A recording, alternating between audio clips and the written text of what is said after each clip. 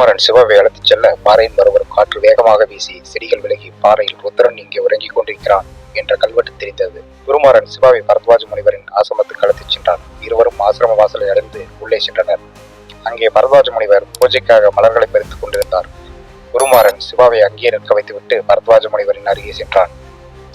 வணக்கம் குருவே, நான் குருமாறன் வந்திருக்கிறேன் என்று கூற பரத்வாஜ முனிவர் குருமாறனை பார்த்ததும், குருமாரா, நான் யாகத்துக்காக கேட்ட ஆகாயகருட வீரனை கொண்டு வந்தாயா என்று கேட்க, இல்லை குருவே, வேரை தேடி காற்றுக்குள் செல்ல கிளம்பிய போது ஒரு பிரகாசிக்கும் மொழியை பார்த்தேன்.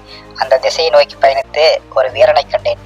அவன் நம் உலகத்து மனிதனைப் போல அல்லாமல் வித்தியாசமாக இருந்தான். அதுதான் அவனை உங்களிடம் அழைத்து வந்தேன் என்று கூற, என்ன பிரகாசிக்கும் மொழியா? எந்த திசையில் அதை பார்த்தாய் என்று கேட்க, குருமாறன் தென் திசையில் குருவே என்று கூற, பரத்வாஜர் எங்கே இந்த வீரன் என்று வியப்புடன் கேட்டார். குருமாறன் சிவாவை அழைத்தான். வீரனே, இங்கு வா என்று அழைக்க சிவா பரத்வாஜ முனிவரின் எதிரில் வந்து நின்றான். பரத்வாஜர் சிவாவை பார்த்து, யாரப்பா நீ என்று கேட்க சிவா நடந்தவற்றை கூறினான்.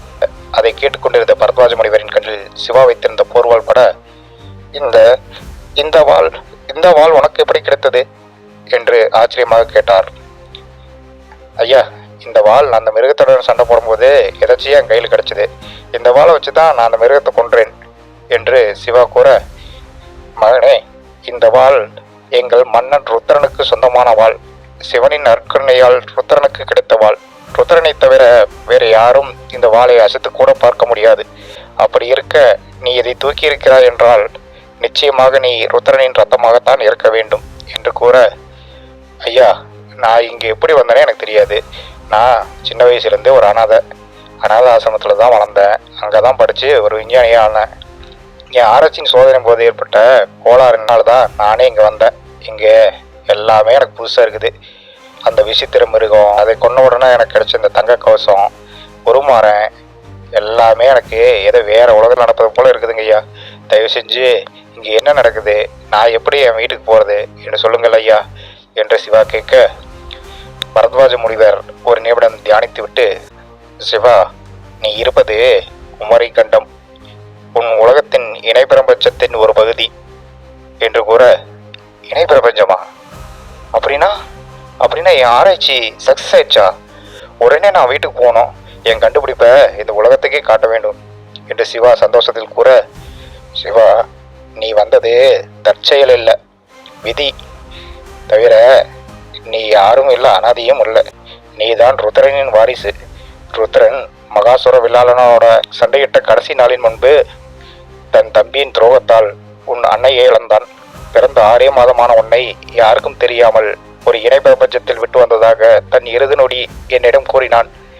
நிச்சயம் நீ ருத்ரனின் வாரிசாகத்தான் இருக்க வேண்டும் என்று கூற, சிவா, ஐயா, நான் ஒரு அனாதை தான். ஆனால் நீங்கள் சொல்லும் ஆளாக இருக்க கொஞ்சம் கூட வாய்ப்பே இல்லை. தயவு செஞ்சு என் வீட்டுக்கு போகிறதுக்கு வழி சொல்லுங்க என்று கூற, உடனே பரத்வாஜர், சிவா, உன் பிடரியில் பிறை வடிவ மச்சம் ஒன்று இருக்கும், சோதித்துப்பார். அதுதான் ருத்ரனின் வாரிசு என்று தெரிந்து கொள்ள ஒரே அடையாளம் என்று கூற, சிவா தன் கழுத்தை சோதித்தான். அவன் கழுத்தில் பரத்வாஜர் சொன்னது போலவே பிறை வடிவ மச்சம் இருப்பதை கண்ணாடியால் பார்த்தான். உண்மையை உணர்ந்த சிவா, ஐயா, இப்போ நான் என்ன செய்யணும் என்று கேட்க, சிவா, நீ முதலில் இந்த உலகத்தை பற்றி தெரிந்து கொள்ள வேண்டும். இது உன் உலகத்தைப் போலவே உருவான இணை பிரபஞ்சம். ஆனால் உன் உலகத்தைப் போல இங்கு விஞ்ஞானம் வளரவில்லை. மந்திர சக்தியே நிறைந்துள்ள உலகம். இங்கே 3 கண்டங்களில் மனிதர் வாழும் கண்டம் இந்த குமரி கண்டம். நீ கண்ட அந்த விசித்திர மிருகம் மந்திர சக்தியால் உருமாற்றப்பட்ட மிருகம். அதை போல இங்கு பல மிருகங்கள் உள்ளன. அதனை அழிப்பவர்க்கு அந்த மந்திர சக்தி கிடைக்கும்.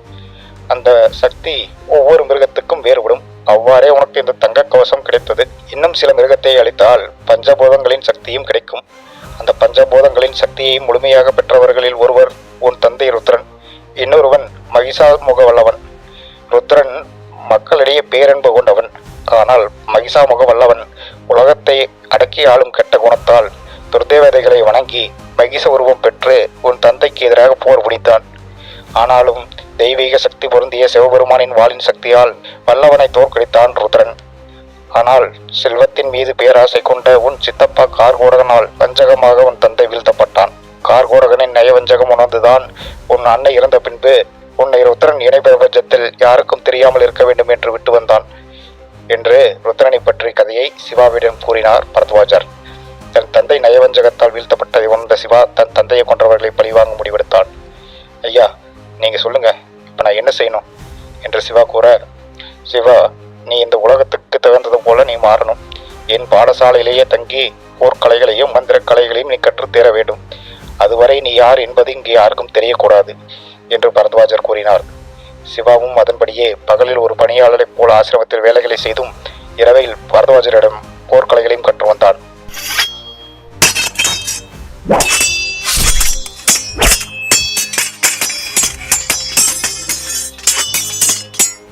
ஒரு நாள் பரத்வாஜர் பூஜைக்காக பாரிஜாத மலரை பறித்து வர சொல்லி சிவாவை காட்டுக்கு அனுப்ப அவனுக்கு துணையாக குருமாரனின் தம்பி சிண்டுவும் வந்தான். இருவரும் காட்டில் பூக்களை தேடிச் செல்ல காட்டின் அடர்த்தி இருளை பூர்த்தியது போல கருவண்ணத்தில் சூரிய ஒளியே புகா வண்ணம் இருந்தது. இருவரும் நடந்து செல்ல அங்கே ஒரு புதர் அசைவதை போல சத்தம் வர திடுக்கிட்டு இருவரும் அந்த புதரை காண புதரில் நெருப்பைப் போல 2 கண்கள்